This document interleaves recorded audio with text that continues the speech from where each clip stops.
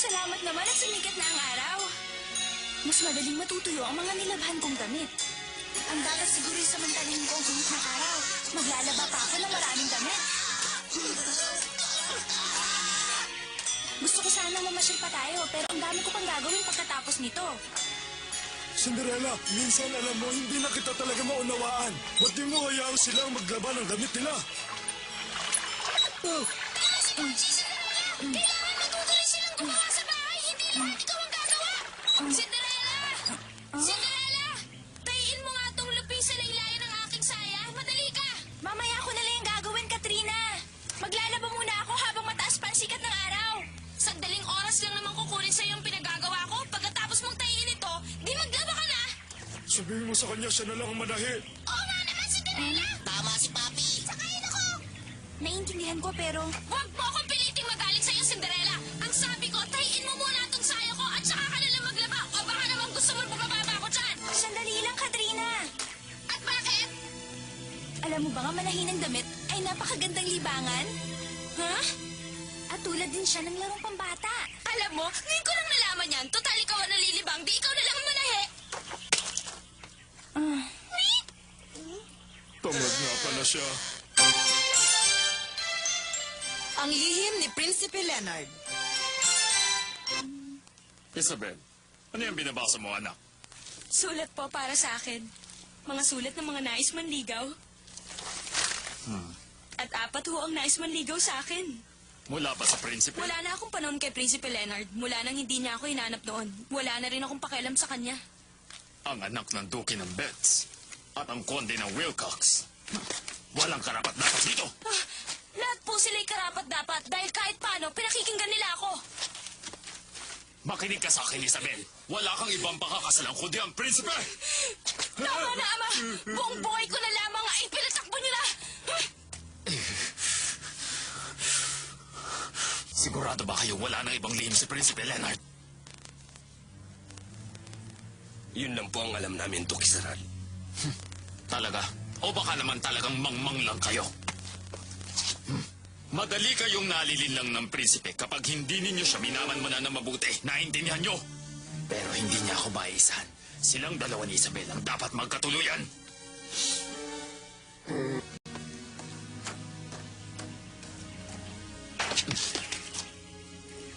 Maraming salamat muli sa inyong imbitasyon.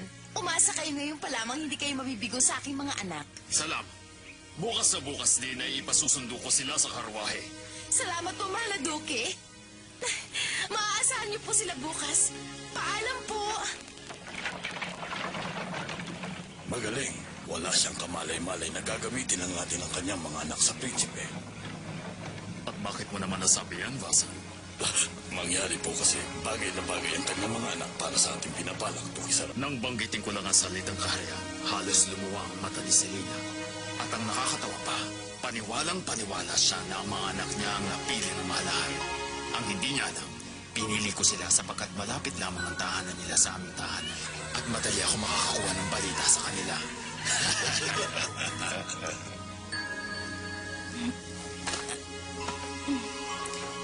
Maraming salamat nga pala sa inyo sa pagsama niyo sa akin sa maghapong gawain. Hindi ka ba napapagod sa ginagawa mo yan, Cinderella? Mamaya, maaga akong magpapahinga. Kailangan kong gumising ng maaga bukas dahil marami pa akong tatapusing gawain. Ayoko mapagalitan na naman ako tulad kanina. Bakit ba dami mong ginagawa? Gusto mo bang tulungan ka namin? Wag na, Bingo. Natutuwa ako kapag nakikita kong kumpleto kayong mga kaibigan ko.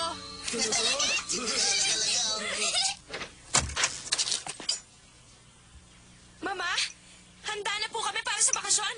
Lahat ng magagarang damit namin ay narito na. Mabuti naman, inaasahan kong susundin ninyong lahat ang mga pinagbiling ko. Kailangan maging kaaya-aya kayo lagi sa paningin ng prinsipe. Kung susundin ninyong lahat ng itinuro ko sa inyo, hindi magtatagal at magiging maganda ang kapalaran ninyo sa kaharian yon. Tandaan niyo yan.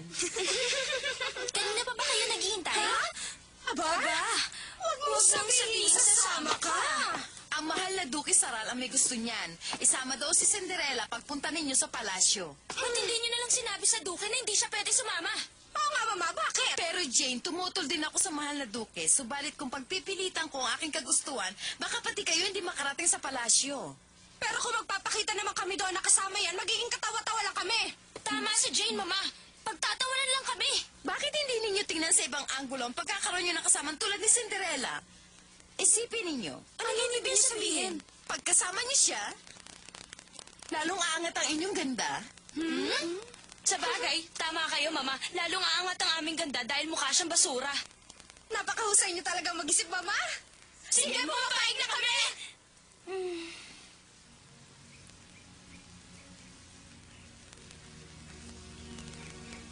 Nakapagtataka naman, bakit tayo dito pinadaan sa likuran? Bakit nga?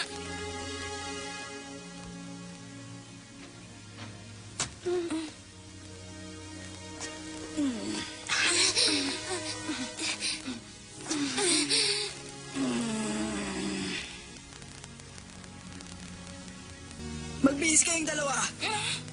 Hindi bagay ang mga kasuotan yan sa inyong gagawin. Samahan niyo sila sa itaas at bihisan niyo. Saan kami dadalhin?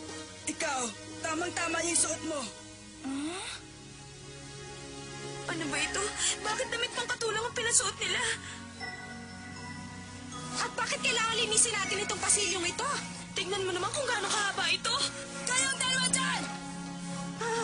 Kapag hindi kayo nagsimula magtrabaho, hindi kayo matatapos! Pupugi nang! At pagkatapos nyo, doon naman kayo sa hagdanan! Opo!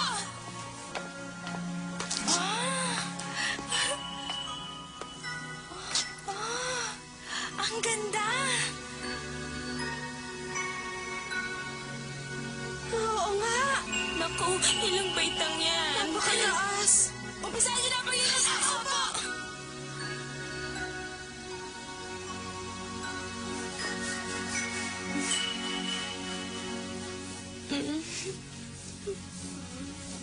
Ayan, ganyan nga. Pero kailangan, lakas-lakasan mo naman. At ikaw, bilis-bilisan mo dyan! Opo! Aba, teka, nakalimutan ko nga pala. Kailangan niyo munang magpahinga at kumain pagkatapos ng inyong mga gawain. Nako, sige po! Ang sarap-sarap talagang maglinis dito sa palasyo. Talagang napakaganda!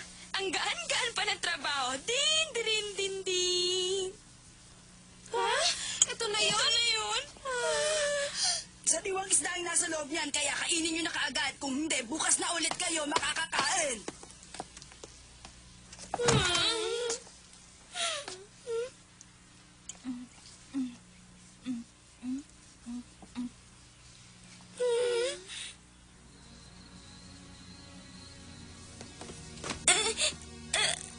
Aray, ang sakit-sakit ng likod ko. Buti nga ikaw, likod lang. Ako po ang katawan yata. Katrina, ilutin mo naman ako. Hindi mo ba ako narinig? Ang sakit nga ng likod ko. Dapat mo nga hilutin. Paano kaya siya nakakatulog kung ako hindi ako ganyan kahimbing? Parang naninibago ka naman kay Cinderella. Hindi mo ba alam na sa bahay natin ay ganyan din ang kanyang tinutulugan? Kung sa bagay. Jane, hindi kaya sinusubukan lang nila tayo? At paano mo naman nasabi yon? Kasi ang pagiging isang prinsesa ay hindi lamang puros kasarapan sa buhay, di ba? Dapat marunong ka rin sumunod sa lahat ng responsibilidad at gawain na iaatang sa'yo bilang prinsesa ng kaharian. Tama ka, Katrina. At yun din ang dahilan kung bakit gano'n na lamang ang pagtanggap nila sa atin. Pero sana naman huwag nang patagalin pa ang paghihirap natin dito. At yung matandang utusan, wala nang ginawa kundi sundan tayo ng sundan. Utos dito, utos doon. Aba, daig pa niya ang hari kung mag-utos pag di ako nakapagpigil. Pero hindi mo ba naisip, Katrina? Matutulog tayo ngayon sa isang bubong na kasama ang lalaking pangarap natin. Ay, ang sarap-sarap ng aking pakiramdam. At alam mo, isa sa atin ang mapapakasawa niya. Magsitulog ka kayo! Ano na yung gagawin bukas? Kailangan matapos ang lahat ng ito bago manahalian. Dahil pagdating ng hapon, marami pa kayong gagawin. Maliwanag? Huwag kayong mag-alala. Hindi kayo mauubusan ng gawain. Mananahi tayo ng damit. Hindi ba trabaho ni Cinderella ito? Oo nga pala, Cinderella. Ikaw na lang ang tumapos sa lahat ng mga gawain ko. At ito pa. Mamamasyal lang kami ni Jane. Paalam! Ang mahal na Duke Zaral ay inutusan kaming manmanan si Prinsipe Leonard. At alam mo ba, Cinderella, hindi ka kasama. Katrina!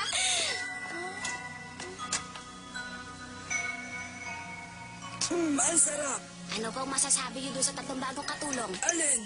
Yung tatlong magkakapatid po. Bakit? Mangyari kasi inatasan kami ni Duca Zarala do malapit sa kwarto ni Prinsipe Leonard italagay yung dalawang babae. Hindi maaari. Malaking kahiyan para sa prinsipe ang makita sila dito na hindi man lamang marunong magtrabaho. Mas papayag pa siguro ako kung si Cinderella ang siyang itatalaga doon. Prinsipe Leonard! Nasaan ka na, Prinsipe Leonard? Prinsipe Leonard! Huwag kang maningay dyan. Dinig ka na ng buong kaharian. Kung hindi ko tatawagin ang pangalan niya, paano niya malalaman na narito tayo? Baka magandahan siya sa boses ko at pakasalan ako. Pwede bang tumigil ka na? Alam naman ng lahat na ako ang pipiliin niya. Mali ka, Katrina. Ikaw ang nakatatanda pero ako pa rin ang mas maganda. Kung ganon, hayaan nating siya magpasya. Kung ganon, huwag ka nang umasa pa, Katrina. Nagkakamali ka. Hindi ako maaaring magkamali. Huwag ka nang umaarap pa, Jane. Hanapin muna natin siya.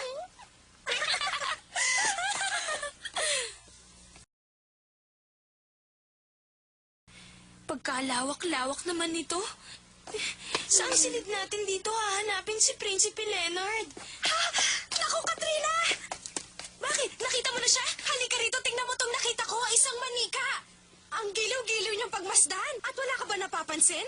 Kahawig niya si Prinsipe Leonard. Pwede ba, Jane? Isang manika lamang yan. Ituloy na natin ang paghahanap sa silid ng prinsipe. Ha? Tumigil ka sa likuran mo.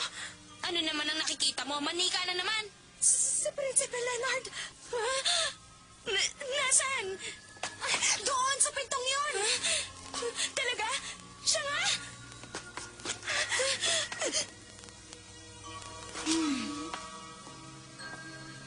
Totoo nga. Oo, Katrina.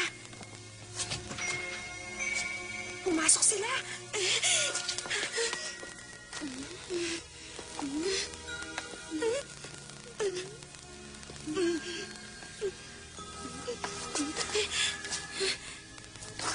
Ay, ito lamang pala ang silid ng aking mahal na prinsipe. Salamat.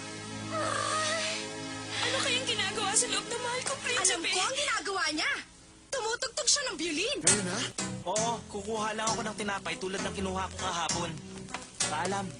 Mag-iingat ka, Prinsipe Leonard. Huwag mong kalilimutang lagi kang minamanman ng mabuti ni Duque Zaral. Maraming salamat sa pag-aalala mo. Mag-ingat ka na lang. Balang araw magiging katabi tayo ng trono. Halos himatayin ako kanina na makita ko, prinsipe.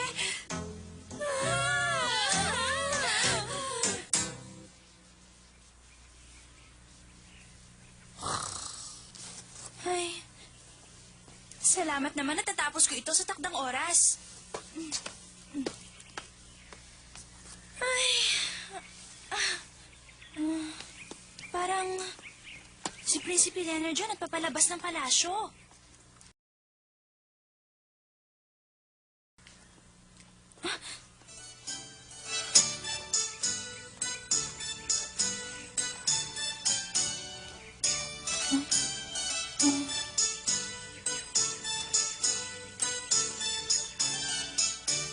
Papunta siya ng bayan?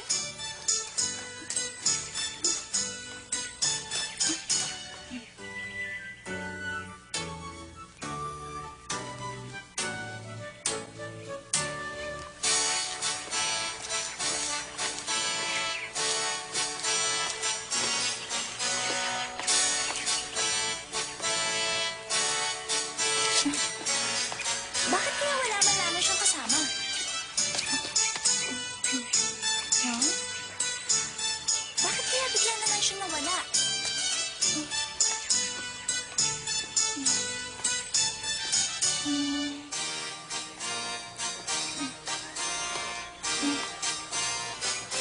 Saan kaya siya nagpunta?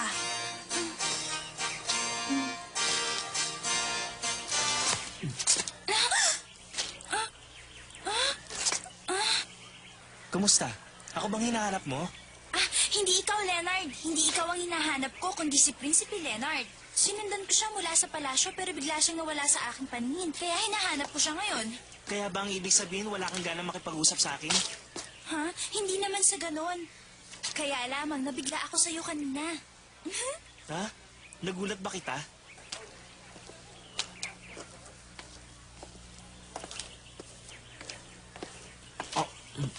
Ang siya palasyo? Oo, doon ako rin ang namamalansya, nagluluto at nananahi. At hindi magtatagal, baka ako na rin ang magsilbi sa mahal na prinsipe. Paano nga pala kayo napunta magkakapatid doon? Hindi ko nga rin alam kung bakit kaming tatlo ang napili bilang mga bagong katulong. Pero minsan dumalaw sa amin ang Duque Zaral at nag-usap silang dalawa ng aking tiya. Si Duque Zaral? At siya ang nag-utos sa dalawa kong kapatid na manmanan si Prinsipe Leonard. Ngayon alam ko na. Siya pala ang may pakana ng lahat ng ito. Ang akala niya siguro siya'y magtatagumpay. Leonard, anong iniisip mo? May problema ka ba? Wala akong problema. Siya nga pala para sa iyo to. Habang pinagmamasdan ko ito, lalo ako nangihinala na iisang tao lang ang gumawa nito. Pero imposible naman yata ang iniisip nyo. Kami pong dalawa ni Katrina ang gumawa niyan. Hindi niyo ako maaaring malinlang. Kitang-kita naman ang pagkakatahi ng mga laylayan ay pare-pareho at ang ibig sabihin ay si Cinderella lang ang gumawa ng lahat ng ito habang kayo nagbubulakbol. Opo, siya lahat ang gumawa niyan. Napakahirap naman ng parusang ito. Ano ka ba, Jane? Doon ka sa ng dulo. Bakit naman ako ang palilipatin mo? Ikaw ang lumipat. Ako yatang naunang maglinis dito. Ako ang naunati sa pamali ang mga ginagawa mo. Alam mo, Jane, naiinis na ako sa pagmukha mo. Umalis ka dito! Ikaw ang umalis dito! Ikaw! Ikaw bagay sa'yo!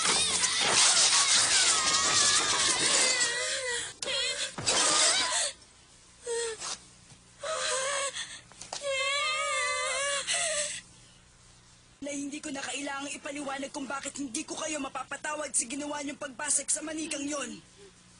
Cinderella, maraming salamat sa iyong paglilingkod. Sana'y magkita pa tayo balang araw. Maraming salamat din po sa inyo. Bakit mo sila pinalis nang hindi ko man lang nalalaman?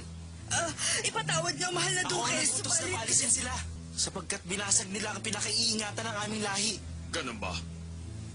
Siguro'y dahil sa manikang naroon sa may pasilyo. Wala namang kwenta yun. Gumagamit ka pa ng ibang tao para manmanan ako. Napakasama mo, Zaral.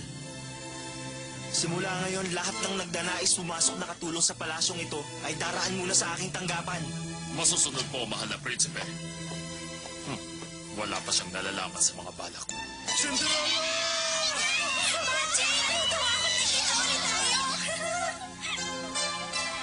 Totoo, ang isang kaibigan ay napakahirap malimutan, hindi ba? Balik kusina na naman ako. Mula nung umalis ako'y wala pang naguhugas dito. Cinderella! Cinderella! Kami na ni Jane ang bahala dyan, Cinderella. Ang tangi mong gagawin ay magpahinga. O kung gusto mo naman ay mamasyal kayo ng mga kaibigan mo. At Jane, Katrina, masama ba pakiramdam? Hindi naman. Kailangan din namin kumilos. Tama, at ako naman na mag-iigib ng tubig. Naku, nasobrahan yata ang ginawa kong salamangka sa kanila. Baka buong bahay ay linisin nila ngayon.